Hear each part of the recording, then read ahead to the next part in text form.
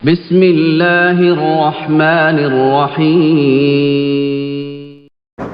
الحمد لله والصلاة والسلام على رسول الله أما بعد فقد قال الله تعالى في القرآن العظيم الفرقان المجيد بعد أعوذ بالله من الشيطان الرجيم بفضل بسم الله الرحمن الرحيم ومن يطع الله والرسول فأولئك مع الذين أنعم الله عليهم من النبيين والصديقين والشهداء والصالحين وحسن أولئك رفيقا.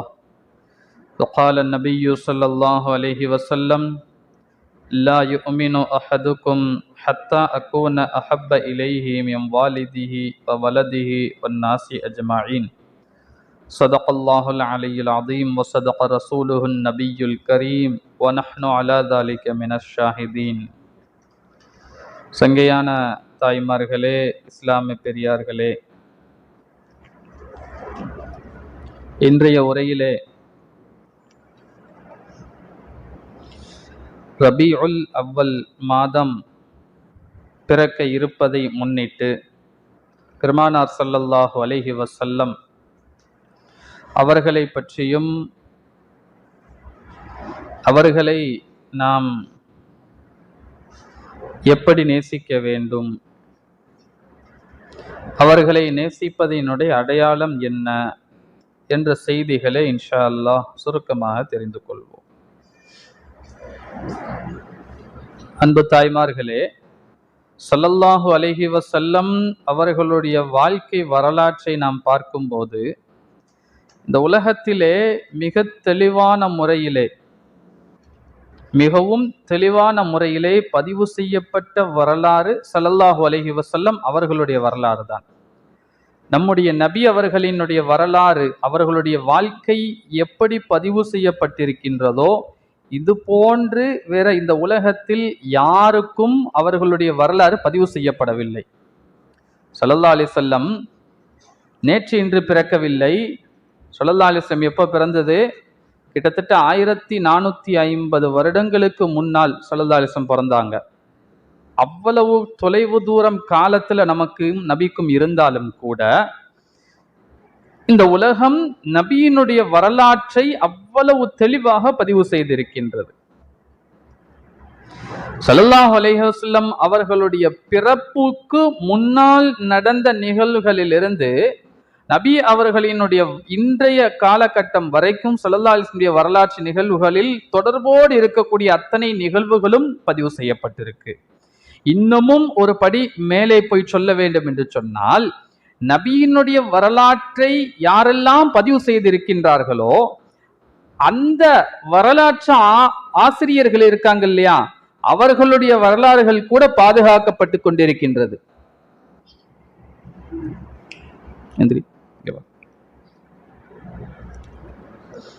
அப்போ ஸல்லல்லாஹு அலைஹி வஸல்லம் அவர்களுடைய வரலாறு இந்த உலகத்தில் அவ்வளவு தூரம் பாதுகாக்கப்பட்டிருக்கின்றது. இன்னொரு விதத்தில் சொல்ல வேண்டுமானால், நபியின் வாழ்க்கை சுருக்கம் எப்படி இருக்கின்றது என்றால், அவர்களுடைய வாழ்க்கையில நடந்ததாக கூடுதல் குறைவின்றி அப்படியே பதிவு செய்யப்பட்டிருக்குது. எதையும் கூட்டி பதிவு செய்யவில்லை, யாரும் எதையும் குறைத்து பதிவு செய்யவில்லை. இப்படி சொல்லணும். இந்த உலகத்துல ஈசா அலைஹிஸ்ஸலாத்து வஸ்ஸலாம் அவர்கள் அளவுக்கு மீறி புகழப்பட்ட காரணத்தினால் அவர்கள் அல்லாஹ்வின் குழந்தை, கடவுளின் குழந்தை என்று ஈசா அலைஹிஸ்ஸலாம் அவர்களை இந்த உலகம் மிகைத்து அவர்களை பதிவு செய்திருக்கின்றது. அப்படிதானே? கிறிஸ்தவர்கள் என்ன சொல்றாங்க? ஈசா அலைஹிஸ்ஸலாம ஜீசஸ் சொல்றாங்க இல்லையா, கடவுளாக ஆக்கிவிட்டார்கள். ஈசா அலைஹிஸ்ஸலாம் அவர்களை கடவுளின் குழந்தை என்று அவர்களை சொல்லுகின்றார்கள். ஆனால் இப்படி கூடுதல் குறைவுகள் எந்த ஒரு விஷயமும் ஸல்லல்லாஹு அலைஹி வஸல்லம் அவங்களுடைய வாழ்க்கையில கிடையாது. அதே போல உலகத்தினுடைய எந்த ஒரு மனிதனுக்கும் அவனுடைய வாழ்க்கையினுடைய இருண்ட பக்கம் என்று ஒன்று உண்டு. அவனுடைய வாழ்க்கையினுடைய மறுபக்கம் என்ன என்பதை கொஞ்சம் சற்று உள்ளே போய் ஆராய்ந்து பார்த்தால் அதில் பல்வேறு விதமான குற்றங்களையும் குறைகளையும் காண முடியும். ஆனா ஸல்லல்லாஹு அலைஹி வஸல்லம் வாழ்க்கை திறந்த புத்தகம் போல, எந்த பக்கம் பார்த்தாலும் அது இந்த உம்மத்திற்கு அது படிப்பினையாகத்தான் இருக்கும். பிறந்த குழந்தையாக இருந்தது முதல் ஸல்லல்லாஹு அலைஹி வஸல்லம் கடைசி காலம் வரைக்கும் 63வது வயது அன்னை ஆயிஷா ரலியல்லாஹு அன்ஹா அவர்களுடைய மடியில் கடைசி நேரம் படுத்திருந்த வினாடி வரைக்கும் இந்த உம்மத் பதிவு செய்திருக்கின்றது. அதில் எதையும் நாம் நிராகரித்து பேச முடியாது, தவறு காண முடியாது. இப்படிப்பட்ட ஒரு வரலாற்றிற்கு சொந்தக்காரர்கள் தான் நம்முடைய ஸல்லல்லாஹு அலைஹி வஸல்லம் அவர்கள். கொஞ்சம் யோசிக்கணும். இவ்வளவு தூரம் ஸல்லல்லாஹு அலைஹி வஸல்லம் வரலாற்றை இந்த சமுதாயம் பதிவு செய்திருக்கின்றது என்று சொன்னால் அதற்கு ஒரே ஒரு காரணம்தான், அந்த நபி அவர்களை இந்த உம்மத் அவ்வளவு தூரம் பிரியப்பட்டிருக்கின்றது. ஒரு மனிதரை பற்றி அந்த நேசம் உள்ளத்தில் இருந்தால்தான் அவர்களை பற்றி அறிந்து கொள்ள வேண்டும், அவர்களை பற்றி பேச வேண்டும், அவர்களை பற்றி கேட்க வேண்டும், அவர்களை பற்றி எழுத வேண்டும் என்று நம்மளுடைய சிந்தனையில் அவர்களை பற்றி அந்த சிந்தனை ஓடிக்கொண்டிருக்கும். அப்போ ஒரு உண்மையான முஃமினுடைய அடையாளம் அவனுடைய வாழ்க்கை முழுவதும் அந்த நபியை பற்றிய சிந்தனை இருக்கும். இந்த உம்மத் அந்த நபியை நினைத்து கொண்டே இருக்கின்றது. அதன் வெளிப்பாடுதான் அந்த நபியினுடைய வரலாறு முழுவதும் பதிவு செய்யப்பட்டிருக்கின்றது. லட்சக்கணக்கான ஹதீசுகள், அவர்களுடைய ஒவ்வொரு நாள் நடந்த நிகழ்வுகளும் வரலாறாக பதிவு செய்யப்பட்டிருக்கின்றது. என்ன காரணம்? அந்த நபியை இந்த உம்மத் அவ்வளவு தூரம் நேசித்த காரணத்தினால்தான். மனிதர்கள் நாம நேசிக்கிறது ஒரு பக்கம் இருக்கட்டுங்க, ஸல்லல்லாஹு அலைஹி வஸல்லம் அவர்களை விலங்குகளும் கூட நேசித்தது. ஸல்லல்லாஹு அலைஹி வஸல்லம் அவங்கள ஆடு மாடுகள் ஒட்டகங்கள் கூட நபி அவர்களை நேசித்தது. ஒரு சஹாபி ஸல்லல்லாஹு அலைஹி வஸல்லம் அவங்கள்ட்ட வர்றாங்க, யா ரசூலல்லாஹ், என்னுடைய தோட்டத்துல 2 ஒட்டகங்கள் மதம் பிடித்து கொண்டிருக்கின்றது, முரண்டு பிடித்து கொண்டிருக்கின்றது, கிட்டே போவதற்கு எங்களுக்கு பயமாக இருக்கின்றது யா ரசூலல்லாஹ் என்று அந்த சஹாபாக்கள் ஸல்லல்லாஹு அலைஹி வஸல்லம் வந்து தன்னுடைய ஒட்டகத்தை பற்றி முறையிடுகின்றார்கள். ஸல்லல்லாஹு அலைஹி வஸல்லம் எல்லா சஹாபாக்களையும் கூப்பிட்டு கிளம்பிட்டாங்க அந்த ஒட்டகத்தை பார்ப்பதற்கு. போறாங்க, போய் ஸல்லல்லாஹு அலைஹி வஸல்லம் அந்த ஒட்டகத்திற்கு கிட்டே போறாங்க. சஹாபாக்களுக்கு உள்ளுக்குள்ள பயம் இருக்கின்றது, ஒட்டகம் முரண்டு பிடித்து கொண்டிருக்கின்றது, ஏதேனும் நபி அவர்களுக்கு ஆபத்து ஏற்பட்டு விடுமோ என்று பயப்படுகின்றார்கள். ஸல்லல்லாஹு அலைஹி வஸல்லம் போறாங்க, கிட்ட போய் அந்த ஒட்டகத்தை தடவி கொடுக்கின்றார்கள், அது சாந்தமாகி விடுகின்றது. அப்படியே ஸல்லல்லாஹு அலைஹி வஸல்லம் அவர்களுக்கு அந்த ஒட்டகம் சஜிதா செய்கின்றது. அந்த ஒட்டகம் என்ன பண்ணுது? சஜிதா செய்யுது. இதை பார்த்து சஹாபாக்களுக்கு ஆச்சரியம், யா ரசூலல்லாஹ், இந்த 5 அறிவு படைத்த பிராணி உங்களுக்கு சஜிதா செய்கின்றது. கவனிக்கிறீங்க தானே? இந்த 5 அறிவு படைத்த பிராணி உங்களுக்கு சஜிதா செய்கின்றது, அதை விடவும் நாங்கள் அதிகமாக உங்களை நேசிக்கின்றோம், எனவே எங்களுக்கு நீங்கள் அனுமதி தாருங்கள், நாங்கள் உங்களுக்கு சஜிதா செய்கின்றோம். ஏன் தெரியுமா? மிகப்பெரிய அரசர்களுக்கெல்லாம் அவர்களுடைய நாட்டை சேர்ந்த பிரஜைகள் அரசரை சந்தித்தால் சஜிதா சிரம் பணிவார்கள், சஜிதா செய்வார்கள். எனவே எவனுக்கெல்லாமோ சஜிதா செய்யும் போது நீங்கள் அதற்கு தகுதி வாய்ந்தவர்கள், எனவே உங்களுக்கு நாங்க சிரம் பணிவதற்கு சஜிதா செய்வதற்கு எங்களுக்கு அனுமதி தாருங்கள் அப்படின்னு ஸல்லல்லாஹு அலைஹி வஸல்லம் சஹாபாக்கள் கேட்கிறாங்க. ஸல்லல்லாஹு அலைஹி வஸல்லம் சொல்லுவாங்க, சஜிதா செய்வதற்கு அல்லாஹ்வை தவிர வேறு யாருக்கும் சஜிதா செய்வது மார்க்கத்தில் அனுமதி இல்லை.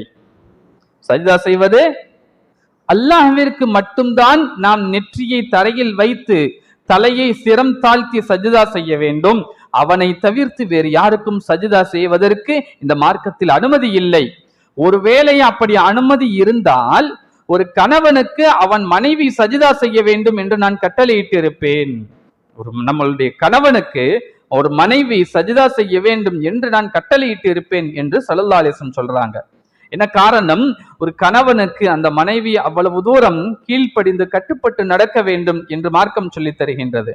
இது சம்பந்தமா இன்ஷா அல்லாஹ் இன்னொரு நாள் பேசுவோம். இப்ப ஸல்லல்லாஹு அலைஹி வஸல்லம் அவர்களை பற்றின செய்தி இதுல இருக்கின்றது, எனவே இந்த செய்தியை குறிப்பிடுகின்றேன். அப்போ ஒரு கணவனுக்கு மனைவி சஜிதா செய்ய அனுமதி கொடுக்கப்பட்டிருந்தால் நான் அதற்கு அனுமதித்திருப்பேன். ஆனால் இஸ்லாம் சஜிதா செய்வதற்கு அனுமதி தரவில்லை, எனவே நீங்கள் சஜிதா செய்ய வேண்டாம் என்று ஸல்லல்லாஹு அலைஹி வஸல்லம் தடுத்து விடுவார்கள். இந்த ஒட்டகம் நபியை எப்படி பிரியப்பட்டது என்பதை பாருங்கள். அதாவது விலங்கு உயிருள்ள ஒரு பிராணி தான். ஆனால் ஸல்லல்லாஹு அலைஹி வஸல்லம் அவர்களினுடைய பிரியம் இந்த உலகத்தினுடைய ஒவ்வொரு பொருளுக்கும் இருக்கிறது. ஸல்லல்லாஹு அலைஹி வஸல்லம் வளமையாக ஒரு மிம்பரின் மீது ஏறி குத்துபா ஓதுவார்கள். அப்படி மிம்பர்ல ஏறி குத்துபா ஓதக்கூடிய காலகட்டத்திலே கொஞ்ச நாள் கழித்து அந்த மிம்பருக்கு பதிலாக இன்னொரு புதிய மிம்பரை ஒரு சஹாபி செஞ்சு கொண்டு வந்து கொடுக்கறாங்க. எனவே பழைய மிம்பரை எடுத்து ஓரமாக வைக்கப்பட்டு விட்டது. பழைய மிம்பர் சும்மா இருக்குது. இப்போ அதுல ஸல்லல்லாஹு அலைஹி வஸல்லம் ஏறாம புது மிம்பர் படியில ஏறி நின்று குத்துபா பிரசங்கம் செய்கின்றார்கள், பயான் செய்கின்றார்கள். அப்போ அப்படி பயான் செய்யக்கூடிய நேரத்துல எங்கிருந்தோ ஒரு அழுகை சத்தம் வருகின்றது. சஹாபாக்கள் அங்கும் இங்கும் சுற்றி பார்க்கின்றார்கள், யார் அழுகின்றார்கள் என்று. எந்த முகத்தில் இருந்தும் அந்த சப்தம் வருவதாக தெரியவில்லை. கடைசியில் பார்க்கின்றார்கள் எங்கிருந்து சப்தம் வருகின்றது என்றால், நபியவர்கள் ஏறி நின்று பிரசங்கம் செய்த குத்துபா ஓதிய அந்த பழைய மிம்பர் படி அழுகின்றது. நபியவர்கள் என்னை விட்டு விட்டு இன்னொரு மிம்பரில் ஏறி நிற்கின்றார்களே, எனக்கு அவர்களுடைய பாதம் என் மீது படக்கூடிய பாக்கியம் எனக்கு கிடைக்கவில்லையே என்று அந்த மிம்பர் படி அழுகின்றது. ஸல்லல்லாஹு அலைஹி வஸல்லம் அதை ஆசுவாசப்படுத்தி அதனுடைய அழுகையை நிறுத்துகின்றார்கள் என்ற செய்தி ஹதீஸிலே பதிவு செய்யப்படுகின்றது. ஒரு உயிரற்ற பொருள் கூட ஸல்லல்லாஹு அலைஹி வஸல்லம் பிரிவை தாங்க முடியவில்லை என்று சொன்னால், நாம் அந்த நபியை எவ்வளவு தூரம் நேசிக்க கடமைப்பட்டிருக்கின்றோம். ஸல்லல்லாஹு அலைஹி வஸல்லம் நபியாக ஆகுவதற்கு முன்பாகவே 40வது வயதுல தான் ஸல்லல்லாஹு அலைஹி வஸல்லமுக்கு நுபுவத் கிடைக்கின்றது, நபித்துவம் கிடைக்கின்றது. இன்ஷா அல்லாஹ் வரக்கூடிய வாரத்திலிருந்து ஸல்லல்லாஹு அலைஹி வஸல்லம் வாழ்க்கை வரலாற்றை சுருக்கமாக இன்ஷா அல்லாஹ் சொல்லி கொடுக்கிறதுக்கு ஒரு 2-3 வாரத்துக்கு இன்ஷா அல்லாஹ் நபியினுடைய வாழ்க்கை வரலாற்று சுருக்கத்தை தெரிந்து கொள்வோம். 40வது வயதுல நபியாக அவர்கள் ஆக்கப்படுகின்றார்கள். அதற்கு முன்பாகவே ஸல்லல்லாஹு அலைஹி வஸல்லம் பாதையில நடந்து போகும்போது பின்னால இருந்து சலாம் சொல்லக்கூடிய சத்தம் கேட்குமா. ஸல்லல்லாஹு அலைஹி வஸல்லம் திரும்பி பார்ப்பார்கள், யாருமே இருக்க மாட்டார்கள். அப்போ நல்ல கூர்ந்து கவனிக்கும் போது அவர்களுக்கு அங்கு கீழே தரையில் பாதையில் கிடக்கக்கூடிய கற்கள் நபிக்கு சலாம் சொல்லுகின்றது. செல்லக்கூடிய பாதையில் செல்லக்கூடிய கற்கள் கூட ஸல்லல்லாஹு அலைஹி வஸல்லம் அவங்களை பார்த்து சலாம் சொல்லுகின்றது என்றால், அப்போ அந்த நபியின் மீது நாம் ஸலாத்தும் சலாமும் எவ்வளவு தூரம் சொல்ல வேண்டும், அந்த நபியை நாம் எவ்வளவு தூரம் நேசிக்க வேண்டும். அந்த நபியை நேசிப்பது எப்படி இருக்கணும்னு சொன்னா, ஸல்லல்லாஹு அலைஹி வஸல்லம் நம்ம நேசிக்கணும். எப்படி நேசிக்கணும் தெரியுமா? ஒரு ஹதீஸ்ல நபி அவர்களே நமக்கு சொல்லித் தருகின்றார்கள்.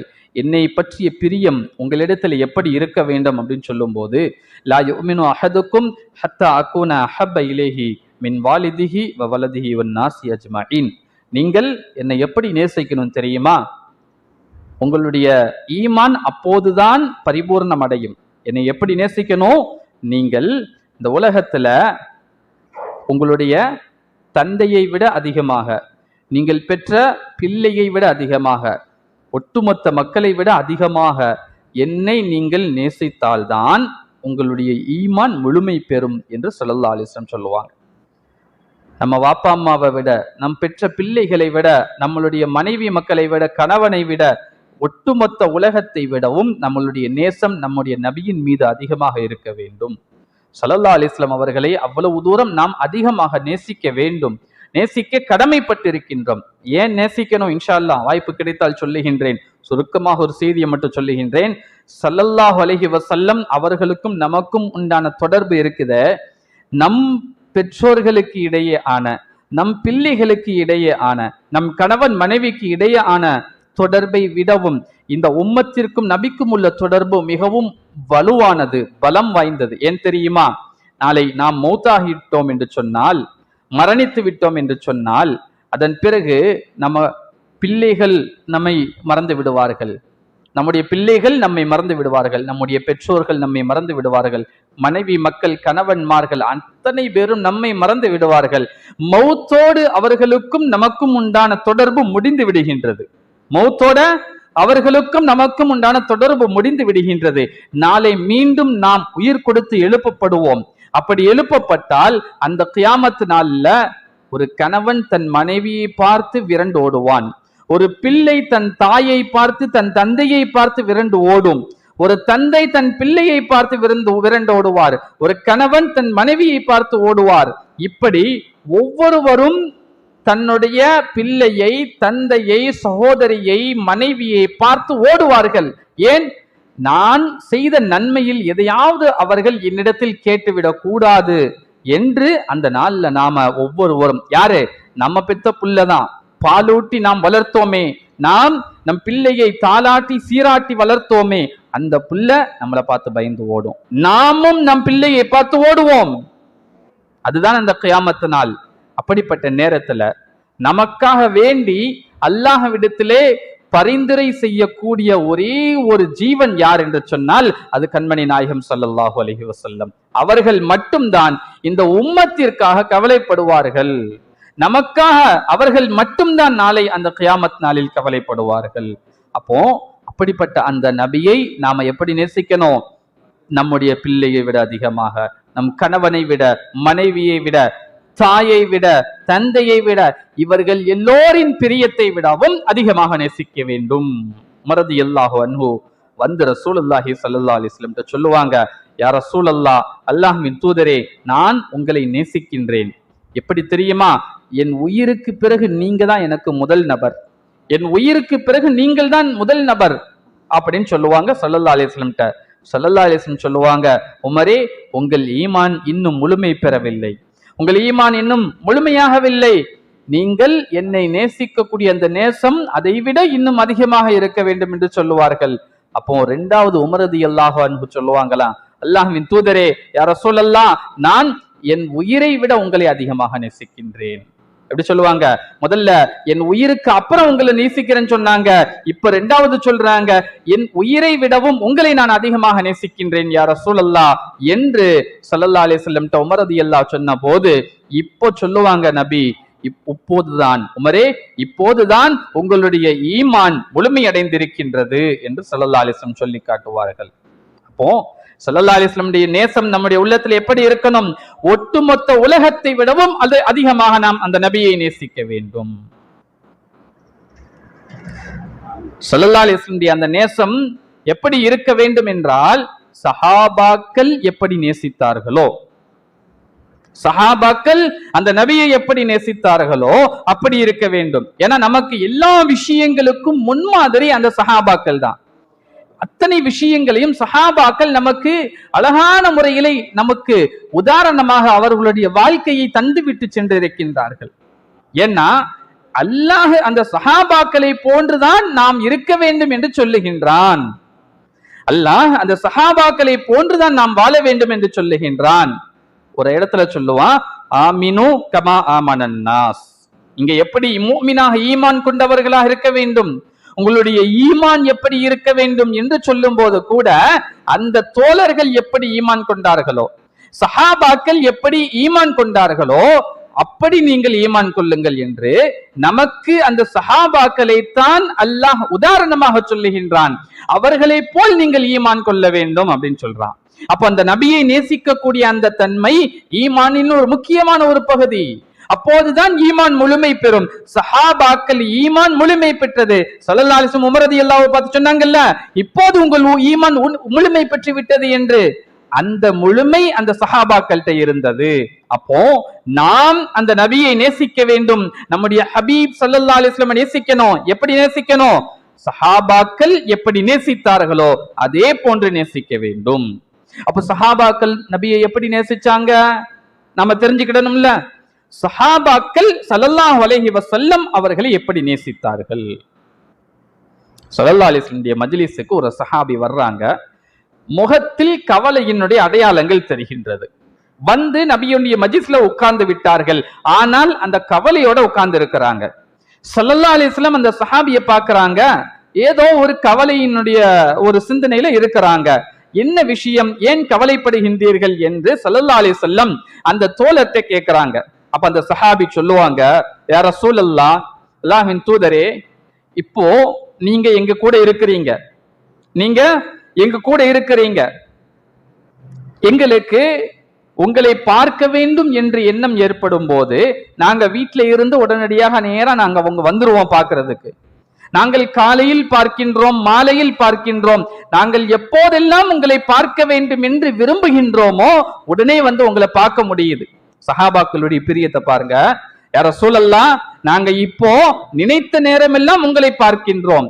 ஆனால் மௌத்தாகிவிட்டால், நாளை நாங்களும் நீங்களும் மரணித்து விட்டால், நாளை கியாமத் நாளிலே நீங்கள் சுவனத்தினுடைய உயர்ந்த இடத்தில் இருப்பீர்கள், சொர்க்கத்திலே நபிமார்களுக்குரிய உயர்ந்த அந்தஸ்திலே இருப்பீர்கள்.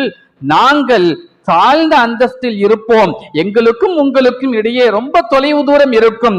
நாங்கள் நினைத்த நேரம் உங்களை அங்கு காண முடியாமல் போய்விடுமே என்று ஒரு யோசனை எனக்கு இன்று வந்தது. அதனால் அதை நினைத்து நான் கவலைப்படுகின்றேன். எப்படிப்பட்ட கவலை பாருங்கள். உலகத்துல கிடைச்ச பாக்கியம் நம்மளுக்கு கிடைக்கல, அந்த நபியை கண்ணால் பார்க்கக்கூடிய நசீபு நமக்கு கிடைக்கவில்லை. ஆனால் அந்த சஹாபாக்கள் அந்த நபியை பார்க்கக்கூடிய வாய்ப்பு கிடைத்தும் கூட, இன்று நான் பார்க்கின்றேன், நாளை என்னை நான் பார்க்க முடியாமல் போய்விடுமோ, உங்களை என்று நான் நினைத்து பயப்படுகின்றேன் என்று அந்த சஹாபி கவலைப்படுகின்றார்கள்.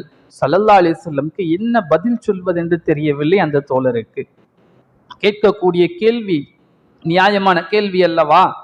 அதற்கு நாளை நாங்கள் உயர்ந்த அந்தஸ்தில் நபிமார்களோடு இருப்பேன், நீங்கள் உங்களுக்கு ஏற்றவாறு அந்தஸ்தில் இருப்பீர்கள், ஆனால் வித்தியாசங்கள் இருக்கும் தான், என்ன பதில் சொல்வது என்று தனக்கு தெரியவில்லையே என்று ஸல்லல்லாஹு அலைஹி வஸல்லம் அமைதியாக இருக்கின்றார்கள். அப்போது ஜிப்ரீல் அலைஹிஸ்ஸலாம் வந்து ஒரு குர்ஆன் வசனத்தை வஹையாக தருகின்றார்கள்.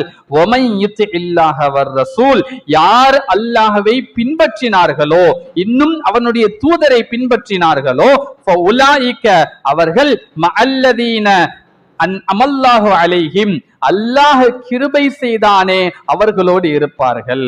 யார் அல்லாஹ்வையும் அவன் தூதரையும் பின்பற்றினார்களோ, நபியையும் அல்லாஹ்வையும் அவன் தூதரையும் யார் பின்பற்றினார்களோ அவர்கள் அல்லாஹ் யாருக்கு கிருபை செய்தானோ அந்த மக்களோடு இருப்பார்கள். யார் அவர்கள்? கிருபை செய்த கூட்டம். மினன் நபியீன், நபிமார்களோடு இருப்பார்கள். வஸ்ஸித்தீகீன், உண்மையாளர்களோடு இருப்பார்கள். வஷ்ஷுஹதா, ஷஹீதுகளோடு இருப்பார்கள். வஸ்ஸாலிஹீன், நல்லவர்களோடு இருப்பார்கள். வஹஸுன உலாயிக ரஃபீகா, இவர்களுடைய இந்த நண்பர்கள் நல்ல நண்பர்களாக ஆகிவிட்டார்கள். இந்த நபிமார்களும் சித்தீக்கன்களையும் சுஹதாக்களையும் சாலிஹீன்களையும் நண்பர்களாக பெற்றவர்கள், சொர்க்கத்திலே நண்பர்களாக பெற்றவர்கள், நல்ல நண்பர்களை பெற்றுவிட்டார்கள் என்று அல்லாஹ் இந்த வசனத்தை இறக்குகின்றான். அப்போ இந்த உலகத்தில் யார் அல்லாஹ்வையும் அவன் தூதரையும் நபி அவர்களுடைய வாழ்க்கையை பின்பற்றினார்களோ அவர்கள் அந்த நபியோடு நாளை சொர்க்கத்தில் இருக்கலாம். யார் எப்போது விரும்புகின்றாரோ அந்த நபியை பார்ப்பதற்கு அவர்களுக்கு நபியை பார்க்கக்கூடிய நசீபை தருவான் என்ற வசனத்தை வழங்கி அந்த சஹாபிக்கு அல்லாஹ் ஆறுதல் கூறினான் என்ற வரலாற்று செய்தியை நமக்கு குர்ஆன் பதிவு செய்து தருகின்றது. சஹாபாக்களுடைய கவலை இதுதாங்க. நம்முடைய கவலை எப்படி இருக்குதுன்னு பாங்க. சஹாபாக்களுடைய கவலை இதுதான். இப்போ சஹாபாக்கள் ஸல்லல்லாஹு அலைஹி வஸல்லம் அவர்களை பின்பற்றினார்கள். எனவே அந்த சஹாபாக்கள் நாளை ஜன்னத்திலே நபியோடு இருப்பார்கள். சஹாபாக்கள் அந்த நபியை பின்பற்றினார்கள், சொர்க்கத்தில் இருப்பார்கள். நாம் எப்போது அந்த நபியை பின்பற்றுகின்றோமோ அப்போது நிச்சயமாக நாமும் நபியோடு இருக்கக்கூடிய நசீபை பெற முடியும். அந்த நபியை நாம் பின்பற்ற வேண்டும். அப்ப சஹாபாக்கள் எப்படி நபியை பின்பற்றினார்கள்? சஹாபாக்கள் ஸல்லல்லாஹு அலைஹி வஸல்லம் வாழ்க்கையை எப்படி பின்பற்றினாங்க? எந்த ஒரு விஷயமாக இருந்தாலும் இதை நபி செய்தார்களா? உடனடியாக அதை செய்வார்கள். ஸல்லல்லாஹு அலைஹி வஸல்லம் அவர்களுடைய இபாதத் எவ்வளவு தூரம் ஸல்லல்லாஹு அலைஹி வஸல்லம் வணங்கினார்கள் என்றால், ஸல்லல்லாஹு அலைஹி வஸல்லம் கால் வீங்கக்கூடிய அளவுக்கு, பாதம் வீங்கக்கூடிய அளவுக்கு ஸல்லல்லாஹு அலைஹி வஸல்லம் தொழுதாங்க. அவர்களுடைய தொழுகை அந்த அளவுக்கு சிரமப்பட்டு தொழுதார்கள். ஒரு கட்டத்துல ஆயிஷா ரலியல்லாஹு அன்ஹா ஸல்லல்லாஹு அலைஹி வஸல்லம் கிட்ட கேட்பாங்க, யா ரசூலல்லாஹ், உங்களை அல்லாஹ் உங்களுடைய முன் பாவங்களை மன்னித்து விட்டான், உங்களுடைய பின் பாவங்களை மன்னித்து விட்டான், எல்லா பாவங்களும் நீங்கள் மன்னிக்கப்பட்டவர்கள், நீங்க ஏன் இவ்வளவு கஷ்டப்பட்டு சிரமப்பட்டு வணங்க வேண்டும்? உங்கள் பாதம் வீங்கக்கூடிய அளவுக்கு நீங்கள் சிரமப்பட்டு வணங்க வேண்டுமா அப்படின்னு சொல்லி ஆயிஷா ரலியல்லாஹு அன்ஹா கேட்கும் போது ஸல்லல்லாஹு அலைஹி வஸல்லம் பதில் சொல்லுவாங்க, அஃபலா அக்கூன அபதன் ஷக்கூரா, நான் அல்லாஹுக்கு ஒரு நன்றியுள்ள அடியானாக ஆக வேண்டாமா? எவ்வளவோ ரஹமத்துகளை, அருள் கிருபைகளை அல்லாஹ் எனக்கு செய்திருக்கின்றானே, அதனால் நான் அந்த அல்லாஹ்விற்கு ஒரு கிருபையுள்ள, ஒரு நன்றியுள்ள அடியானாக ஆக வேண்டாமா? எனக்கு எவ்வளோ நியமத்துகளை கொடுத்திருக்கான், அதுக்கெல்லாம் நான் நன்றி செலுத்த வேண்டாமா என்று ஸல்லல்லாஹு அலைஹி வஸல்லம் பதில் சொல்லுவார்களாம். ஒரு கட்டத்துல அல்லாஹ் ரசூலுல்லாஹ்வை பார்த்து இப்படி சொல்றான், மா அன்ஸல்னா அலைக்கல் குர்ஆன லிதஷ்கா. குர்ஆனை ஸல்லல்லாஹு அலைஹி வஸல்லம் தக்பீர் கட்டி ஓத ஆரம்பிச்சாங்கன்னா ஓதிக்கிட்டே இருப்பாங்க. ஒரு சஹாபி பின்னால வந்து நிப்பாங்களாம். ஸல்லல்லாஹு அலைஹி வஸல்லம் சூரத்துல் பக்கராவை ஓத ஆரம்பிக்கிறாங்க. அந்த சஹாபி பின்னால ரசூலுல்லாஹ் கூட தொழுவுறாங்க. சரி, ஒரு 100 ஆயத்து ஓதுவாங்க ஸல்லல்லாஹு அலைஹி வஸல்லம் அப்படின்னு நினைக்கிறாங்க. அந்த சஹாபி 100 ஆயத்தை தாண்டி ஓடிக்கிட்டு இருக்குது. சரி, 200 ஆயத்து ஓதுவாங்க ஸல்லல்லாஹு அலைஹி வஸல்லம் நினைக்கிறாங்க. 200 ஆயத்தையும் தாண்டி ஓதிக்கொண்டிருக்கின்றார்கள். இந்த சூரத்துல் பக்கராவை முடித்து விடுவார்கள், முடிச்சிட்டு ருக்கு செய்வாங்க அப்படின்னு அந்த சஹாபி நிக்கிறாங்க. சூரத்துல் பக்கரா முடிந்தது, தொடர்ந்து அடுத்த சூரா ஆல இம்ரான் ஆரம்பிச்சுட்டாங்க. பக்கரா சூரா குர்ஆனுடைய பெரிய சூரா அதுதாங்க. அலிஃப் லாம் மீம் முதல் ஜுஸுல ஆரம்பிச்சு 2 ஜுஸு முடிஞ்சு 3வது ஜுஸுல 1/4 ஜுஸுக்கு மேல வரைக்கும் வரும், தில்க ருசுல் வரைக்கும் வரும். இவ்வளவு பெரிய சூறாவை ஸல்லல்லாஹு அலைஹி வஸல்லம் முதல் ரக்காத்துல ஓதிட்டு அடுத்த சூறாவை ஆரம்பிக்கிறாங்க. அந்த சஹாபிக்கு அதுக்கு மேல நிக்க முடியல அவர்களால், அவர்கள் திரும்பி சென்று விட்டார்கள். எவ்வளவு தூரம் ஸல்லல்லாஹு அலைஹி வஸல்லம் தொழுதிருக்காங்கன்னு பாருங்க. அல்லாஹ் சொல்றான், மா அன்ஸல்னா அலைக்கல் குர்ஆன லிதஷ்கா. நீங்கள் உங்களை சிரமப்படுத்துவதற்காக இந்த குர்ஆனை நான் இறக்கல. நீங்க அவ்வளவு தூரம் கஷ்டப்பட்டு நீங்கள் தொழுகையில குர்ஆனை இவ்வளவு தூரம் ரொம்ப நேரம் ஓதணும் அப்படின்றதுக்காக நான் இருக்கல. உங்களால கொஞ்சமா ஓதுனா போதும்னு சொல்லி அல்லாஹ் ஸல்லல்லாஹு அலைஹி வஸல்லம்க்கு ஆறுதல் சொல்லுகின்றான். இவ்வளவு கஷ்டப்படணும் நீங்க தேவையில்லை என்று ஸல்லல்லாஹு அலைஹி வஸல்லம் அவர்களுக்கு அல்லாஹ் ஆறுதல் சொல்லுகின்றான். இதுதான் ஸல்லல்லாஹு அலைஹி வஸல்லம் தொழுகை, இபாதத்.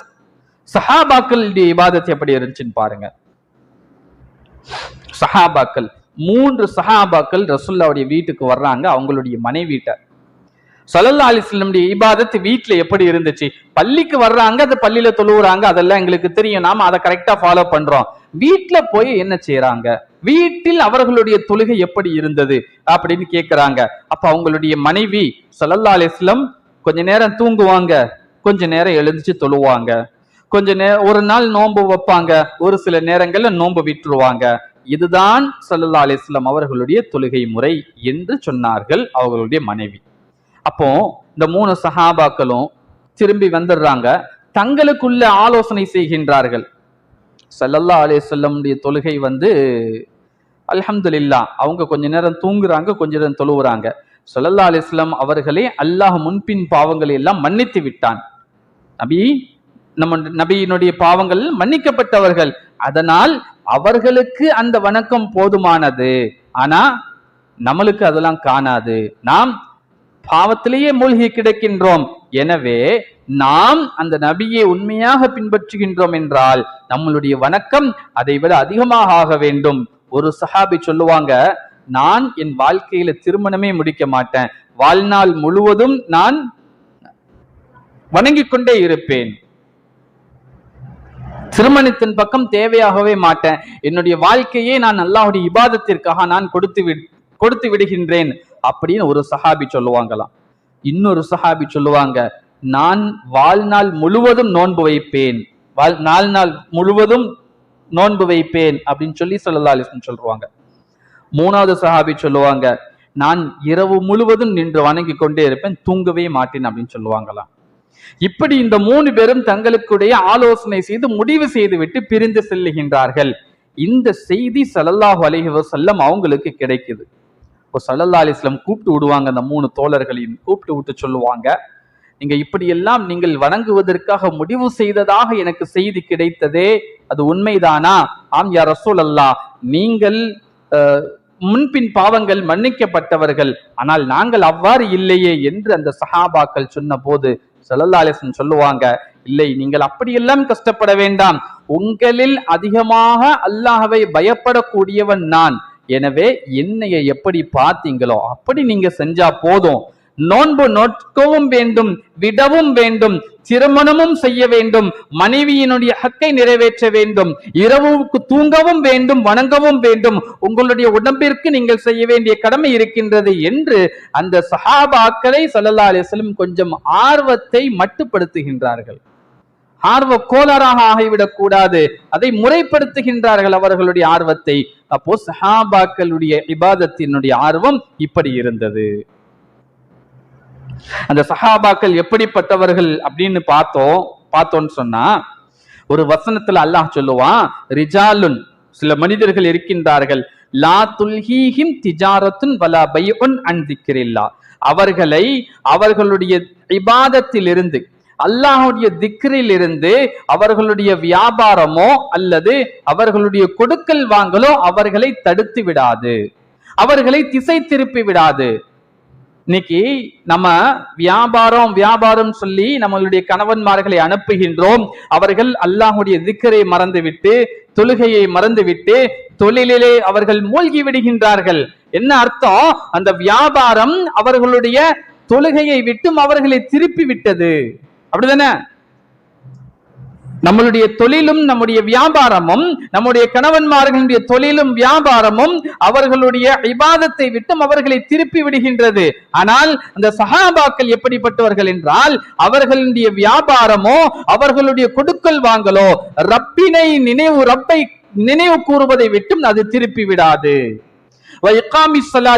தொழுகையை நிலைநிறுத்துவதை விட்டும் திருப்பி விடாது. ஜகாத் கொடுக்காமல் இருக்க மாட்டார்கள்.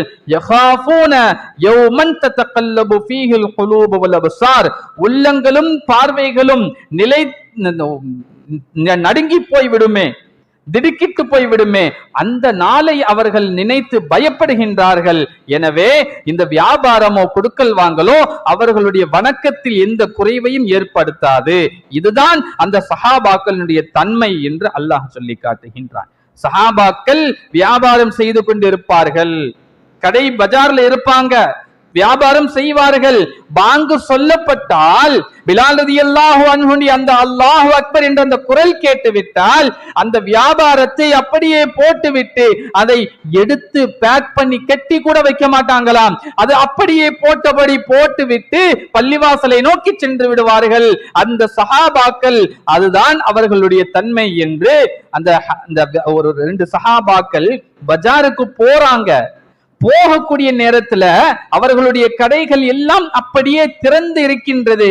யாரும் எதையும் அப்படியே போட்டபடி போட்டு விட்டு அப்படியே தொழுகைக்கு செல்லுகின்றார்கள். அதை பார்த்துட்டு சொல்லுவாங்களா, இவர்களை பார்த்துதான் இந்த ஆயத்தை அல்லாஹ் வழங்கி இருக்கின்றான், இவர்கள் இந்த வசனத்திற்கு சொந்தக்காரர்கள், இவர்களுடைய வியாபாரமோ இவர்களுடைய தொழில் அல்லாஹுடைய திக்ரை விட்டும் இவர்களை திசை திருப்பவில்லை என்று அந்த 2 சஹாபாக்கள் தங்களுக்கிடையே சொல்லிக் கொள்ளுவார்களாம். இதுதான் சஹாபாக்களுடைய வியாபாரம். அப்போ சஹாபாக்களுடைய இபாதத் எல்லா நேரத்திலேயும் ஸல்லல்லாஹு அலைஹி வஸல்லம் இபாதத் எப்படி இருந்ததோ அது போன்று இருக்கின்றது. கல்வி ஆர்வத்தை பாருங்க சஹாபாக்களுக்கு. உமர் ரலியல்லாஹு தஆலா அன்ஹு, உமர் ரலியல்லாஹு இருக்காங்க இல்லையா, அவங்களும் இன்னொரு சஹாபி 2 பேரும் தங்களுக்கு இடையே ஒரு ஒப்பந்தம் போட்டு வச்சிருக்கிறாங்க. நீங்க நான் 2 பேர்ல ஒரு ஆள் எப்போதும் ஸல்லல்லாஹு அலைஹி வஸல்லம் மஜ்லிஸ்ல இருந்துகிட்டே இருக்கணும். அங்க நபி அவர்கள் என்ன செய்கின்றார்கள் என்ற அப்டேட் ஒண்ணு நீங்க இருக்கணும் அல்லது நான் இருக்கணும். நான் வியாபாரத்துக்கு சென்றால் நீங்கள் நபியோடு இருக்க வேண்டும். நான் வந்த பிறகு நபி அவர்கள் என்ன சொன்னார்கள், என்ன செய்தார்கள், அதை எனக்கு நீங்க சொல்லித்தாங்க.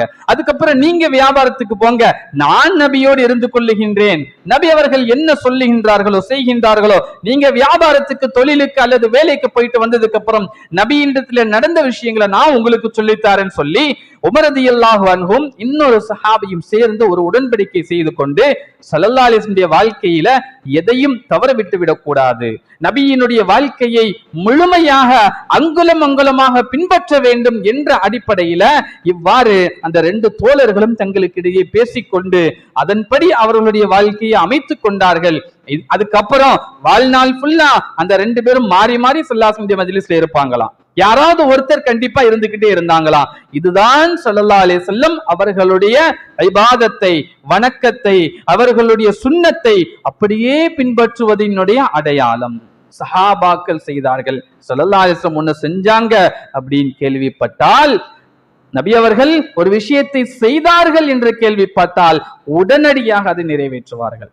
சஹாபாக்களை போல் நபியை பின்பற்றக்கூடிய ஒரு கூட்டம் இனிமே வரப்போறது கிடையாதுங்க.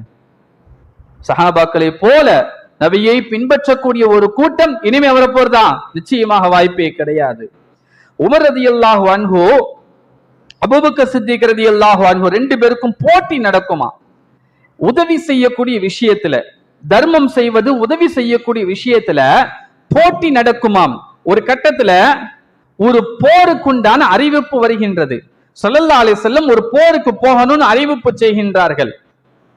அந்த நேரத்துல உமர் ரலியல்லாஹு சொல்றாங்க, இந்த அறிவிப்பு செய்த பிறகு நான் என் மனசுல நினைச்சுக்கிட்டேன், இன்று அபூபக்கர் சித்திக் ரலியல்லாஹு அன்ஹு அவர்களை நான் நன்மையால் முந்திவிட வேண்டும். இந்த விஷயத்துல, சதக்கா செய்யக்கூடிய விஷயத்துல 2 பேருக்கும் எப்போதும் போட்டி நடக்குமாம். ஆனால் ஒவ்வொரு தடவையும் உமர் ரலியல்லாஹு முயற்சி செய்வார்கள். ஆனால் அவர்களால் அபூபக்கர் சித்திக் ரலியல்லாஹு அன்ஹு அவங்களுக்கு ஈடாக, ஈக்குவலாக செய்ய முடியாதா? இன்னைக்கு எனக்கு அதுக்குண்டான வாய்ப்பு கிடைச்சிடுச்சு. நான் வீட்டுக்கு போனேன். வீட்டுக்கு போய் வீட்டுல என்கிட்ட இந்த தடவை நிறைய செல்வம் இருந்தது. எனவே நான் வீட்டுல இருக்கக்கூடிய செல்வத்துல பாதி செல்வத்தை நான் இந்த போருக்காக கொண்டு வந்து ஸல்லல்லாஹு அலைஹி வஸல்லம் அவங்கள்ட்ட கொடுத்தேன். அவ்வளவு நிறைய நான் கொண்டு வந்து கொடுத்தேன். பாதி செல்வங்க, 5 லட்சம் ரூபாய் வீட்டுல இருக்குதுன்னா 2.5 லட்சம் ரூபாய் கொண்டு வந்து ஸல்லல்லாஹு அலைஹி வஸல்லம் கையில கொடுத்துட்டேன். நான் பாதியை அப்படியே கொண்டு வந்து நபி இடத்திலே நான் சமர்ப்பித்து விட்டேன். இப்போது என் உள்ளத்தில் ஒரு சந்தோஷம், இன்று அபூபக்கர் கொண்டு வருவது என்னை விட கம்மியாகத்தான், அபூபக்கர் ரலியல்லாஹு அன்ஹு என்னை விட கம்மியாகத்தான் கொண்டு வருவார்கள். அடுத்து அபூபக்கர் சித்திக் ரலியல்லாஹு கொண்டு வர்றாங்க. பார்த்தால் உமர் ரலியல்லாஹு கொண்டு வந்ததை விட கொஞ்சம் கம்மியாகத்தான் இருக்கின்றது. கொண்டு வந்த பிறகு ஸல்லல்லாஹு அலைஹி வஸல்லம் உமர் ரலியல்லாஹு அன்ஹு பாதியை கொண்டு வந்துட்டேன்னு சொன்னாங்க இல்லையா, அபூபக்கர் சித்திக் ரலியல்லாஹு அன்ஹு அவங்க வந்து கொடுத்த பிறகு அவங்கள்ட்ட கேக்குறாங்க, வீட்டுல என்ன வச்சுட்டு வந்தீங்கன்னு கேக்குறாங்க. அபூபக்கர் சித்திக் சொல்லுவாங்களா ரலியல்லாஹு அன்ஹு, வீட்டில் அல்லாஹ்வையும் அவன் தூதரையும் விட்டு வைத்து விட்டு வந்திருக்கின்றேன். என்ன அர்த்தங்க? எல்லாத்தையும் நான் கொண்டு வந்துட்டேன், வீட்டில் அல்லாஹ்வும் அவன் தூதரும் அவர்களுடைய பிரியம் மட்டும் இருக்கின்றது என்று அபூபக்கர் சித்திக் ரலியல்லாஹு அன்ஹு அவர்கள் சொன்னார்கள். இதுதான் சஹாபாக்களுடைய போட்டி. கொடுப்பதில் அவர்களை மிஞ்சி யாராலும் செய்ய முடியாதுங்க. ஸல்லல்லாஹு அலைஹி வஸல்லம் காலத்திற்கு பிறகு கூட உமர் ரலியல்லாஹு அன்ஹு, அபூபக்கர் சித்திக் ரலியல்லாஹு என்னென்னலாம் செய்கின்றார்களோ அத்தனையும் நோட்டமிடுவார்களாம். ஒரு தடவை பாக்குறாங்க, ரொம்ப நாள் காலையிலே சுபூஹ் தொழுதுட்டு ரொம்ப தூரமா ஒரு இடத்துக்கு போறாங்க. எங்கே போகின்றார்கள் என்று பார்க்கின்றார்கள். ஒரு வீட்டுக்கு போறாங்க. அந்த வீட்டிலே ஒரு வயதான ஒரு பெண்மணி, கண் தெரியாத ஒரு பெண்மணி இருக்கிறாங்க. அபூபக்கர் சித்திக் ரலியல்லாஹு போய் அந்த பெண்மணிக்கு அவர்களுடைய வீட்டை சுத்தம் செய்து விட்டு, அவர்களுக்கு தேவையான உணவை சமைத்து விட்டு, அவர்களுக்கு கிட்ட கொண்டு போய் அந்த உணவை வைத்து விட்டு வருகின்றார்கள். உமர் ரலியல்லாஹு இதை நோட்டமிடுகின்றார்கள். கொஞ்ச நாள் கழிகின்றது. அபூபக்கர் சித்திக் ரலியல்லாஹு அன்ஹு அவர்கள் வஃபாத் ஆகிவிட்டார்கள். இப்போ உமர் ரலியல்லாஹு அன்ஹு அவர்கள் கலீஃபாவாக ஆகின்றார்கள். உடனே இவர்களுக்கு ஞாபகம் வருகின்றது. அந்த பெண்மணிக்கு அபூபக்கர் சித்திக் ரலியல்லாஹு அன்ஹு அவர்கள் செய்த உதவி ஞாபகத்திற்கு வருகின்றது. அடுத்த நாள் உமர் ரலியல்லாஹு அபூபக்கர் சித்திக் ரலியல்லாஹு போன அதே வீட்டுக்கு போவாங்களாம். போய் வீட்டை சுத்தம் செய்வார்கள். எல்லா விஷயங்களையும் செய்துவிட்டு அவர்கள் உணவை தயார் செய்து பக்கத்துல வச்சிருவாங்க. வச்ச உடனேயே அந்த அம்மா எடுத்து ஒரு வாய் வச்ச உடனே கேக்குமா, அபூபக்கர் இறந்து விட்டாரா என்று அப்படின்னு கேக்குமா. யாரும் சொல்லல அந்த அம்மாக்கு. எடுத்து வாயில வைத்தவுடன் அந்த பெண்மணி இந்த தாய் கேட்டால், இன்று அபூபக்கர் இறந்து விட்டாரா, எப்படி அம்மா கண்டுபிடித்தீர்கள் இல்லை, அவர் எனக்கு பேரித்தம்பழத்தினுடைய கொட்டையை எடுத்து விட்டுத்தான் தருவார், நீர் பேரித்தம்பழத்தை கொட்டையோடு தந்து விட்டீர் என்று அந்த அம்மா சொன்ன அந்த வரலாற்றை உமர் ரலியல்லாஹு நினைத்து பார்க்கின்றார்கள். அபூபக்கர் அவர்கள் செய்ததை போல் என் வாழ்க்கையில் ஒரு நாளும் என்னால் செய்ய முடியாது என்று அன்றுதான் நான் நினைத்துக் கொண்டேன், எண்ணிக்கொண்டேன் என்று சொல்லுவார்கள். இதுதான் சஹாபாக்களுக்கு உதவி செய்யக்கூடிய விஷயத்துல, நபியை பின்பற்றக்கூடிய விஷயத்துல இப்படிப்பட்ட இந்த தன்மை சஹாபாக்கள்கிட்ட இருந்துச்சு. இதுதான் இந்த சஹாபாக்கள் ஸல்லல்லாஹு அலைஹி வஸல்லம் அவர்களை நேசித்ததினுடைய அடையாளம், அவர்களை பின்பற்றியதின் அடையாளம். எங்கிருந்து வந்துச்சு இந்த வழித்தோன்றல்? எங்கிருந்து இதை பெற்றுக்கொண்டார்கள்? ஸல்லல்லாஹு அலைஹி வஸல்லம் அவர்களுடைய வாழ்க்கையிலிருந்து. ஒவ்வொரு நாளும் நபிக்கு தொந்தரவு கொடுத்தவர்களை கூட ஸல்லல்லாஹு அலைஹி வஸல்லம் மன்னித்தவர்கள். டெய்லி நபியினுடைய மேனியிலும் அவர்களுடைய பகுதியிலும் குப்பையை போடக்கூடிய ஒரு பெண்மணி ஒரு நாள் குப்பை போடப்படவில்லை, என்ன என்று விசாரிக்கின்றார்கள். உடம்பு சரியில்லை என்று சொல்லப்பட்டது. ஸல்லல்லாஹு அலைஹி வஸல்லம் போய் நேரா நோய் விசாரிக்க போறாங்க, நலம் விசாரிக்க போறாங்க.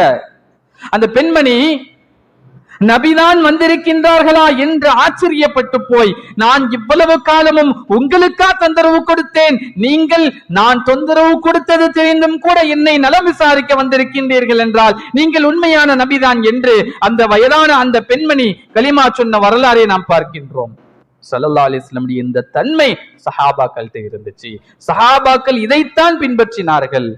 அப்போ ஸல்லல்லாஹு அலைஹி வஸல்லம் அவர்களை ஒவ்வொரு இன்ச்சாக பின்பற்றியவர்கள் அந்த சஹாபாக்களை போன்று வேறு யாரும் கிடையாது.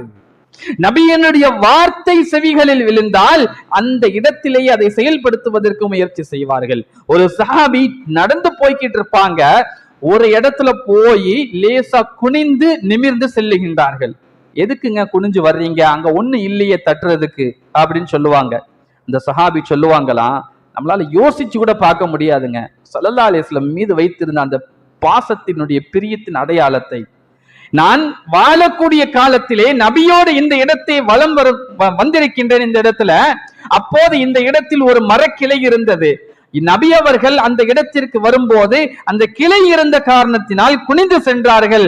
எனவே இப்போது கிளை இல்லை, ஆனால் அந்த நபியினுடைய பாதத்தை அப்படியே பின்பற்றி நடக்க வேண்டும் என்ற ஆசை எனக்கு. எனவே அந்த மரக்கிளை இல்லை என்றாலும் பரவாயில்லை, நான் குனிந்து சென்றேன். இதுதாங்க சஹாபாக்கள் ரசூலுல்லாஹ்வை பின்பற்றியதின் அடையாளம். பைத்தியம் பிடித்தவர்கள் என்று சொல்லக்கூடிய அளவுக்கு அந்த சஹாபாக்கள் நபியை பின்பற்றினார்களுங்க. இப்படிப்பட்ட இந்த பின்பற்றக்கூடிய தன்மையின் காரணமாகத்தான் அல்லாஹ் என்ன சொன்னா, அந்த நபியோடு நீங்கள் ஜன்னத்தில் இருக்கலாம். யார் அந்த அல்லாஹ்வின் தூதரை நேசித்தாரோ பின்பற்றினாரோ அவர்கள் மஅல்லதீன அன்அமல்லாஹு அலைஹிம் மினன் நபியீன், அந்த நபிமார்களோடு அவர்கள் சொர்க்கத்தில் இருப்பார்கள். எனவே அப்படிப்பட்ட இந்த பின்பற்றக்கூடிய தன்மையே அந்த சஹாபாக்கள் உள்வாங்கி இருந்தார்கள். எனவே அந்த சஹாபாக்கள் எப்படி பின்பற்றினார்களோ, அந்த நபியை நேசித்தார்களோ, அவர்களை போன்று நாமும் நேசிக்க வேண்டும், அவர்களை போன்று நாம் நபியை பின்பற்ற வேண்டும். ஸல்லல்லாஹு அலைஹி வஸல்லம் எதை செய்தார்களோ அதை அப்படியே எடுத்து செய்யக்கூடிய நசீபை, நபியை எப்படி அந்த சஹாபாக்கள் நேசித்தார்களோ அதே போன்று அந்த நபியை நேசிக்கக்கூடிய வாய்ப்பை அல்லாஹ் நம்முடைய உள்ளத்திற்கு தந்தருள்வானாக. அந்த சஹாபாக்கள் எப்படி நபியை நேசித்தார்களோ அது போன்ற நேசத்தின் கொஞ்சத்தையாவது நாம் பெற்று அந்த நபியின் நேசத்திலே இன்புற்று அவர்களை நாளை மறுமையிலே சந்தித்து அவர்களுக்கு அருகில் இருக்கக்கூடிய நசீபை அல்லாஹ் இந்த வார்த்தைகளின் மூலமாக நமக்கு தந்தருள்வானாக. வாஹிர் தஅவானா அல்ஹம்துலில்லாஹி ரப்பில் ஆலமீன்.